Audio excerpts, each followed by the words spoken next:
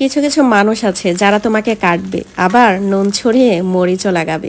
আবার তাদের দেওয়া যন্ত্রণায় যখন তুমি ছটপট করবে, ব্যথা পাবে, তখন আবার কাটা খাইয়ে মলমও দিতে আসবে। নিজের মেয়ে যখন শ্বশুর বাড়িতে গিয়ে কোনো ভুল করে তখন বলে, শোনেন বেআইন, আমার মেয়েটা একটু ছোট অবুঝ, আপনি নিজের হাতে একটু শিখিয়ে পড়িয়ে নিন। আর পরের মেয়ে যদি কোনো ভুল করে তখন বলে, তোমার মাকে তোমাকে কিছুই শিখিয়ে পাঠায়নি।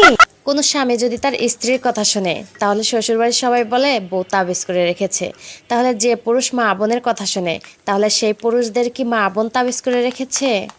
শোনেন আপুরা, শ্বশুরবাড়ির মানুষ কিংবা আপনার স্বামীর সাথে যদি আপনার ঝগড়াঝাটি হয় তাহলে সেই কথা কখনোই আপনার পরিবারের সাথে শেয়ার করবেন না, কারণ তারা আপনার সমস্যা সমাধানের থেকে সমস্যা আরো অনেক বেশি জটিল করে তুলবে। লম্বা জামাই খাটো বউ নরমাল একটা বিষয়, কিন্তু খাটো জামাই লম্বা বউ এই বিষয়টা মোটেও নরমাল না। এবু, জামাইরাই মনে হয় সরকারি চাকরি করে, তাই না? কচু পাতার মধ্যে যেমন সারা জীবন পানি ঢাললেও কচু পাতা ভিজাতে পারবেন না, ঠিক তেমনই শ্বশুরবাড়ির লোকদের কলিজাটা বের করে ভুনা করে খাওয়ালেও তাদের মন পাবেন না। কথাগুলো শুনতে খারাপ লাগলেও এটাই সত্যি। একটা চরম সত্যি কথা বলি, সবাই পান্তা ভাত পছন্দ করে, কিন্তু বাস্তবে খোঁজ খবর নিয়ে দেখেন খেতে পছন্দ করে বিরিয়ানি।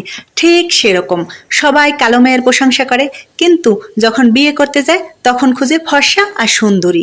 প্রতিটা বিবাহিত ভাইদের বলছি, হাসরের মাঠে আপনার খরচ করা প্রতিটি অর্থের হিসাব দিতে হবে, কিন্তু যেগুলো আপনি আপনার স্ত্রীর জন্য খরচ করবেন সেই হিসাব আল্লাহ তাআলা নেবেন না। সুবহানাল্লাহ।